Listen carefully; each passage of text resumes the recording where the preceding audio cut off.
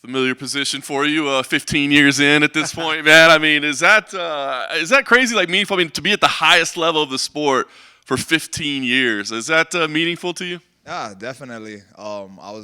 It's funny, right before I came here, I was talking to my wife about it. I spent a huge portion of my life in the UFC, you know. I got in when I was like 21, 22, and now I'm 37, so been here for, it's been a long time. That's crazy. Damn near more of your life in the UFC than not in the UFC. Yeah, right. That's crazy. When you were coming in, I mean, I remember it. It's wild. Were you even thinking 15 years down the road at that point when you were just a kid coming into the UFC trying to make it? No, not at all. You know, it's something, I don't know, I never really thought about it. It was always the goal to get to the UFC, but I never thought about the longevity of it or, you know, how long I would stay in there. But I also never really saw myself not being in the UFC, you know? Right. That makes sense. But yeah, definitely, yeah, it's been a long time. I don't even, it's hard to remember life prior, you know? Absolutely. And what about as well, like maturing not only just as a fighter here, but like like a leader around Extreme Couture? I mean, did you ever envision taking on that role, and what does it mean for you to now be like the guy that people look up to? No, again, another thing that I never really thought of. I kind of just naturally grew into that role, I guess you could say. And it's so weird because it does, even though I say that it's weird not picturing the life before UFC, but it still does feel like just yesterday when I was first stepping, into Extreme Couture and just in awe of being there. Like, we had looked up to this gym for so long, and then when I got there, all the fighters that were there, and just being around them, and then Jay Hiran, being like, he was kind of like my entry in. When I first got to Coutures, he was fighting Joe Riggs, and he needed a southpaw, and he's like, "Yo, kid, you southpaw?" And I was like, "I can be." And so I sparred him southpaw a couple rounds, and then he's like, this is like a Tuesday or something. He's like, "Yo, what are you doing Thursday? Can you come back?" And I was like, "I will be here." And that was kind of my in. So I sparred him southpaw the whole camp, and that was like my in to Coutures. And I was just a young buck then, and now like the role that he was in, I'm kind of that role now. Guys looking up to me, calling me captain and whatnot, and asking me like, is this okay or is that okay? So yeah, it's kind of cool. That's an awesome story, man. All right, so obviously you fought anybody and everybody your whole career. What do you think when they gave you the name Gerald Meerschaert? I loved it. It's a fight that I actually wanted. I think stylistically it's a good matchup. Gerald's a very tough guy, but I think for me, very beatable.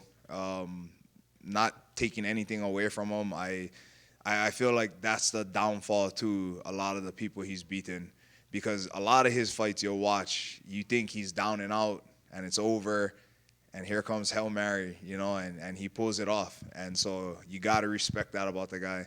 Another veteran who's been here a long time, has a lot of fights, a lot of experience like myself, so definitely not overlooking him. Yeah, it was kind of weird when this fight was announced. That I was like, they certainly must have fought at some point, right? Like, but you haven't. Is it weird that you guys have never crossed paths? Because you two guys have been around forever. Yeah. When you put it that way, it is kind of funny. You think like two guys that have been with the company so long, in the same division for so long, kind of like, side by side for so long, that we have never crossed paths in the cage. But here it is now. Yeah. You talked about his style. I mean, I think your style, gritty as well. I mean, are you expecting this to be a 3-round battle? Because it seems like it's going to be that kind of back and forth, gritty type fight. Yeah, for sure. Because he's a tough guy. He is hard to put away. And even when people think they got the fight in the bag with him, you watch his film, you see a lot of his fights, he'll pull it off. He'll find the way. So he's one of those guys that he'll find the way to get it done. And you have to respect that about him. And I feel like a lot of people, maybe even mid-fight, maybe some of them go into that not respecting him, and some of them, because they're doing so well, they forget almost, And I feel like, again, experience. I've made that mistake in the past before, where I've done so well early on, and I kind of let off the gas or got away from the game plan a little bit, and then ultimately, it doesn't work out. So it's something that mentally keep reminding myself, mental repetitions. Yeah. What's more nerve-wracking for you, stepping into a UFC cage or being mat side for your kids' jiu-jitsu tournaments? 100% the jiu-jitsu. It's like it's your kid. That's why. And right now, they're small. It's fairly safe. But one of my other friends, must have been last year already, but it was at one of the tournaments that we were at, and I was talking to him, and his son and daughter do jiu-jitsu. It was the daughter's first tournament, and she ended up breaking, I think, her arm. Yeah, she ended up breaking her arm, the full 9, stretcher, hospital. And I was hoping, I was like, hopefully it's not anything too serious. I texted him later, like, hey, how's your daughter doing? And he's like, bro, she broke her arm. And so he was gutted. That being said, though, I was like, frick, hopefully I know she was nervous. It was her first tournament. I was like, hopefully this doesn't deter her. And he's like, bro, funny enough, she's just pissed off that she's going to miss mat time and her brother's going to advance more than she is. I was like, I love to hear that. But yeah, definitely when it comes to the kids, that's your baby, so. It's worse. It's way worse. Yeah. Can the Raiders turn it around this year? What can you expect? Come on, please. Please. No, I'm happy about it. I like the Pete Carroll hire. John Spytek, I like it. And I like what they've been doing. We haven't really made the big free agent signing, but I like what they're doing, the guys they're bringing in, signing them all to like 1-year prove-it deals. I love that. That shows you that they're bringing these guys in and be like, hey, you want a job? You want to extend? Go out there and earn it. So hopefully, fingers crossed. I'm not that typical Dallas Cowboy, this year is our year fan. I'm very cautiously optimistic when it comes to them. Straight up, I've been let down so many times. So I'm just hoping for the best, praying for the best. I'm born and raised in Dallas, and I've basically given up at this point. So. Last thing, man, like I said, 15 years at the top of the sport. What's driving you? Like, are there things you got to tick off before you say I'm comfortable? Are there accomplishments, opponents? Like, what's left for you at this point? I think what has always driven me is competition. I've always been competitive. When I think back to the very beginning of how I got started in this sport, in this career, on this path, it was funny. So I just did a podcast or interview with Matt Serra this morning, and he was asking like, oh, what was your training before fighting? And I was like, bro, I have none. I literally grew up fighting. That's part of culture in Hawaii. You grew up fighting, and that is what has always driven me. We'll be somewhere and there will be another tough guy, and it's just mano a mano, oh, who's tougher? Let's see. How are we going to find out? We're going to fight. And so I think that has always been there. And, that's what still drives me in the gym, is I'm still trying to compete against my training partners, and doing it safely. But still, I want to beat them. They want to beat me. And that's how we make each other better. And I still feel the same way about the rest of the roster. I want to, whoever they put in front of me, this weekend is Gerald. I want to prove that I'm better than he is. I'm the better, superior fighter. I want to beat him. And so I think that's what's kind of always driven me and what still drives me. You mentioned, you touched on it right there. You've been in the game for so long, but are you still learning new tricks? I mean, is it the young cats coming in the gym that you learn something new, or are you still finding things about your game that you could still tweak and learning new things out there? 100%. I've been saying this, I think, my entire career. I think the second that you feel like there's nothing left to learn, you're done. You will never get better. You'll never evolve. You'll never grow past that point. And I've seen it over the years. I've seen guys who literally, you'll try to tell them something, this and that, and they might not be straight up and be like, nah, but you can tell that they're just like, yeah, uh-huh, and in one ear, out the other. And when they hit that point, it just goes downhill from there. This is one of those things. This sport is actually very new. It's constantly evolving. You guys been covering the sport a long time. You guys have seen the waves of the different types.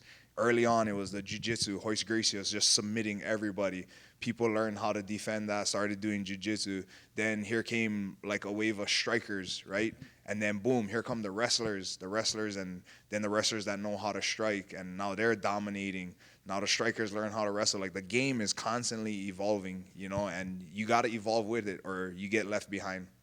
I was going to say, you've seen it change quite a bit, and I was going to ask you, in your time in the sport, what's the biggest thing that you've seen change in the MMA space? Is it the techniques, like you mentioned? Is it the acceptance to people outside? What have you noticed that since when you got in that you're like, I can't believe this is what it is like now? I think just the evolution and the growth of the sport is more minds, different backgrounds are all coming into it, which if you think about it, that's what MMA is, right? It's the mixture of the martial arts.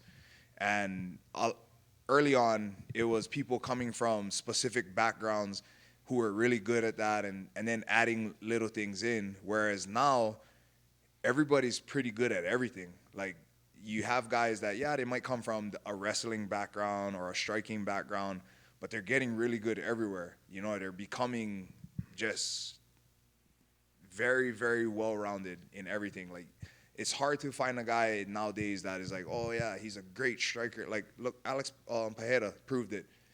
He is a great striker, and he was able to stop all of Ankalaev's takedowns. And granted, Ankalaev is not, I guess, technically a wrestler. He's more of a striker, but he is a wrestler. He can wrestle. He's no slouch there. So you see the evolution of the sport, and I think that's what the difference is that back then people were just pretty good at one thing and fairly good or decent at other things. And now people are just getting really good at everything. They're becoming perfect weapons. And I talked to Gerald a little bit about it. What is your thought on the importance of being at the right gym? You're at Extreme where, there's so many great bodies, there's so many people to learn from.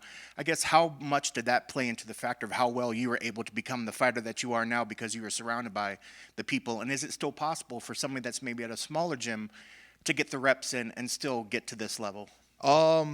It is very possible, but definitely you're going to see more success coming out of the bigger gyms, and that's why you see so many people, especially the people I think outside of the country. A lot of them move here and join the Coutures, the AKAs, the ATTs, all these top gyms, Jacksons, and it's because they've outgrown their small gym. Like, it got them to a certain point, and that's not to say that they can't be successful, because they can. Like, you look at Max Holloway. Max kind of was with Gracie and been there ever since, and I don't know how they run it, if they bring people in for him when he fights or whatever, but he's pretty much stayed there and done it and been successful at the highest level, one of the greatest fighters in the game. But the vast majority, we get people from all over the world. Turkey, Russia, Georgia, like everywhere that come in, and that's just what you have to do. So yeah, people from the smaller gyms, they can do it, but when you jump into these bigger gyms that have all of these different looks, you're able to grow your game so much faster, because if you train with the same people all the time, regardless of if they're really good, you guys kind of know what to expect. You plateau a little bit. Exactly. Mm-hmm. Like, that person in and out, and if that's what you're seeing every single day, it's going to be harder. But if you're at a big gym and you have just top quality training partners that are very different, that bring very different looks, you see it all. It helps you adapt in the cage. Yeah.